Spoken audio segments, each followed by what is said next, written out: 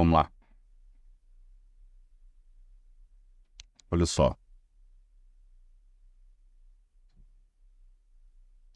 Linfoma Hodgkin. Então, no vídeo anterior, vocês viram sobre linfoma não Hodgkin. Eu queria falar de linfoma não Hodgkin primeiro, porque linfoma não Hodgkin o linfoma não Hodgkin é um linfoma mais comum do que o linfoma Hodgkin, ok? Linfoma Hodgkin, lembra disso? O não Hodgkin é 70% dos linfomas, o Hodgkin é 30% dos linfomas, então vou falar depois do vídeo do linfoma não Hodgkin por causa disso, ok? O que caracteriza o linfoma ser um linfoma Hodgkin, classicamente, é a presença histopatológica dessa célula aqui, essa célula grandona aqui, que fica parecendo um olhinho de coruja aqui, tá? E que ao redor dela você tem um infiltrado celular reativo, misto com um monte de células diferentes, e essas células aqui não são malignas. O que é célula maligna é essa célula aqui, chamada de célula de Reed-Steinberg. Essa célula de Reed-Steinberg é a célula maligna própria dos linfomas Hodgkin. Melhor dizendo, própria dos linfomas Hodgkin clássicos. Daqui a pouco eu vou falar por quê. Então, a presença no histopatológico dessas células, a partir da biópsia excisional de um linfonodo doente, você vai encontrar esse tipo de célula cujos marcadores são a presença desses marcadores de superfície celular CD30 positivo e CD15 positivo no diagnóstico. Então, a partir disso é que você diz que o paciente tem um linfoma Hodgkin. Existe um linfoma, eu falei que da palavra clássico, porque existe um linfoma Hodgkin, que é um linfoma Hodgkin que não se classifica como um linfoma Hodgkin clássico. Esse linfoma Hodgkin é esse daqui, que chama predomínio nodular linfocitário. Ele é diferente do linfoma Hodgkin clássico, porque não tem células de Reed-Steinberg. Você vai encontrar esse tipo de células em pipoca, ou popcorn cells, essas células assim, cujo núcleo fica parecendo uma pipoca, que são basicamente uma variante das células de Reed-Steinberg, porque elas têm a mesma origem histopatológica. Os marcadores também são diferentes.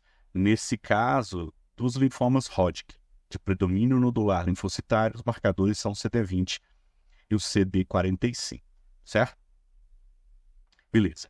Então, para eu poder descobrir isso, eu preciso, então, de uma biópsia excisional. Isso quer dizer que não é punção do linfonodo.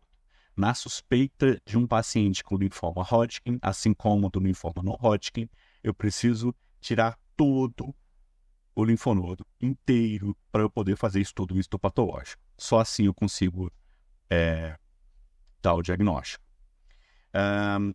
Tanto a célula de Reed-Steinberg quanto as células em pipoca, elas são células malignas, são clones de uma célula que é um linfócito B, que lá no centro germinativo, lá no linfonodo, ela se multiplica, ela se recusa a morrer, se multiplica e não se especializa, e aí não tem função. Então, essas células de Reed-Steinberg e células de pipoca, elas são linfócitos B malignos, presentes lá no centro germinativo dos linfonodos. Curiosamente, essas células malignas, elas representam apenas 1 a 2% da massa tumoral total. Grande parte daquela massa que cresce dos linfomas, grande parte dele é feito por células reativas, ok? Que já citei aqui anteriormente.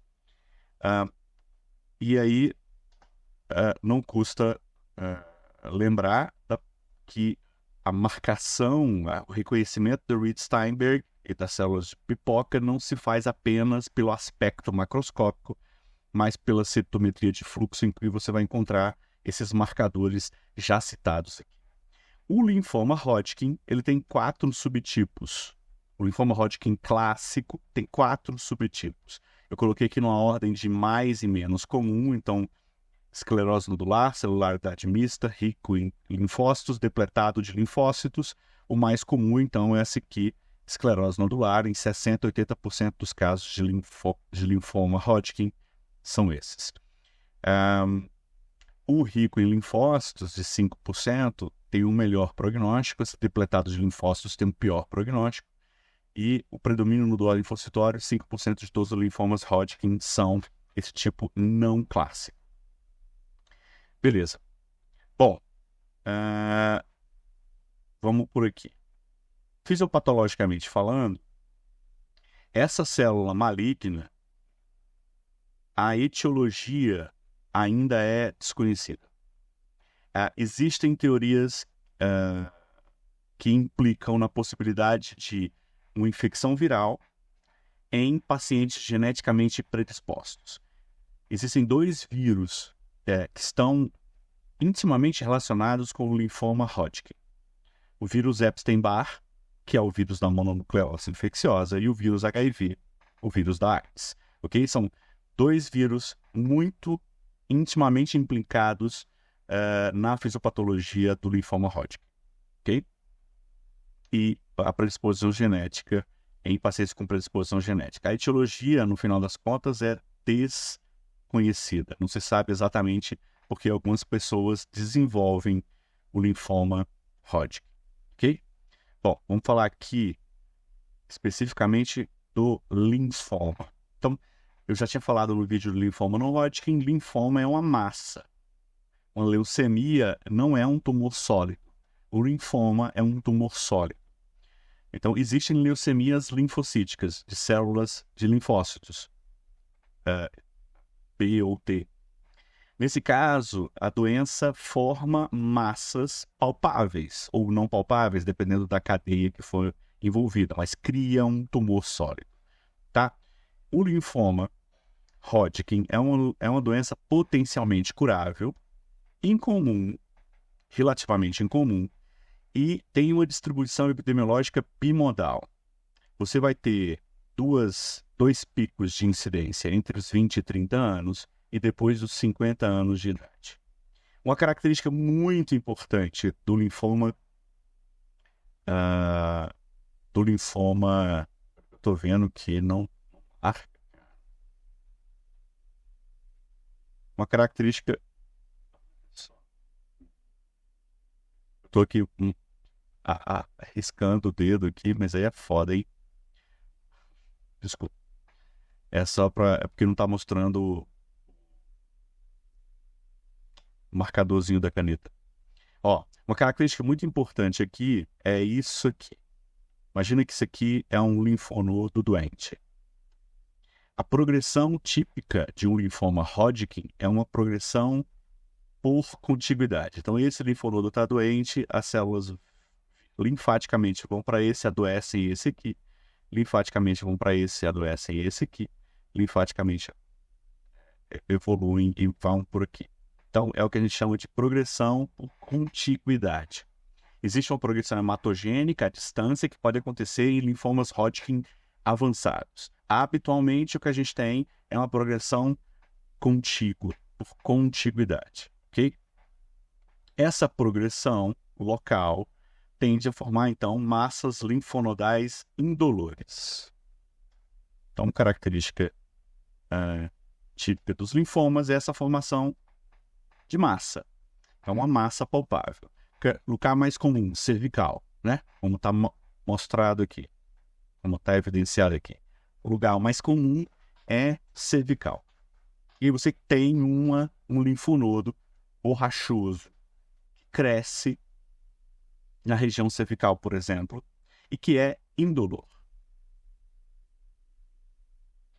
Habitualmente, os linfonodos reativos inflamatórios, eles são dolorosos. Nesse caso, é um linfonodo que cresce e cresce indolor. Existe uma característica muito típica de linfoma Hodgkin, mas que é raro de você ver, é que Embora esses linfonodos eles sejam indolores, eles podem doer quando o paciente consome álcool, bebida alcoólica, e aí ele dói. Essa massa, ela vai produzir sintomas locais por compressão e obstrução. Então, dependendo de qual cadeia você tem compressão e obstrução. Então, importante porque, por exemplo, aqui também tem uma ordem de mais e menos comum. A segunda causa mais comum, cadeia mais comum seria mediastinal. Mediastino, você tem uma massa crescendo, as chances de você comprimir brônquio-fonte, de você comprimir pulmão é enorme, e aí sintomas respiratórios podem estar associados, tá? E um segundo conjunto de sintomas comuns são a presença de sintomas B. Embora sintomas B sejam indicativos de pior prognóstico, tá? Quais são os sintomas B? Já tinha falado no vídeo anterior de linfoma não-Hodgkin. É você ter febre, é você ter sudorese noturna, é você ter perda de peso, ok? Principalmente a febre tem uma característica curiosa e também é incomum, mas é muito típico de linfoma Hodgkin, que chama febre de Bell-Ebstein. Então, como é que seria a manifestação da febre? O paciente tem febre, sudorese noturna durante alguns dias seguidos, depois some, o paciente fica bem, não tem mais febre, não tem mais nada. Aí passa algum tempo, volta de novo a ter alguns dias de febre, e aí para, e aí volta.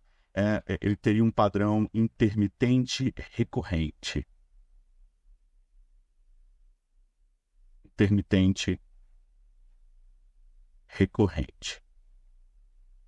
E é incomum, mas é típico de linfoma Hodgkin, ok? Outros sintomas associados, deixei citado aqui, é a presença de prurido, é a presença de esplenomegalia, e aqui esplenomegalia eu estou colocando separado de massa extranodal. Em alguns lugares o baço é considerado um órgão linfático, então ali seria uma manifestação linfática, possível que tenha esplenomegalia, e a massa extranodal. É incomum o linfoma Hodgkin que você tenha invasão extranodal. Habitualmente é uma doença de linfonodos e pode potencialmente invadir estruturas não linfonodais, não linfocitárias, mas que pode acontecer como o linfoma no Hodgkin, que você tem comumente a presença de massas extranodais. Beleza. Aí, aqui também é interessante a gente falar, são com relação a sinais e laboratório. Você vai ter comumente um hemograma com anemia, geralmente é uma anemia de doença crônica, e uma anemia de doença crônica, embora em pacientes com linfoma Hodgkin possam desenvolver autoanticorpos e produzir uma anemia hemolítica autoimune, manifestação. Aqui eu não coloquei, mas vou colocar aqui, ó. Eu posso ter pancitopenia, principalmente quando eu tenho envolvimento da medula óssea pela doença, invasão de medula óssea pelas células malignas, ok? Curiosamente, em alguns pacientes com linfoma Hodgkin se apresentam com eosinofilia presente, eles vão ter comumente VHS e PCR aumentados, como se tivesse um estado inflamatório enorme, e quanto maior a carga tumoral, ou seja, quanto mais doença tumoral, maior eu tenho a desidrogenase lática aumentada. A investigação por imagem serve para a gente poder fazer um estadiamento.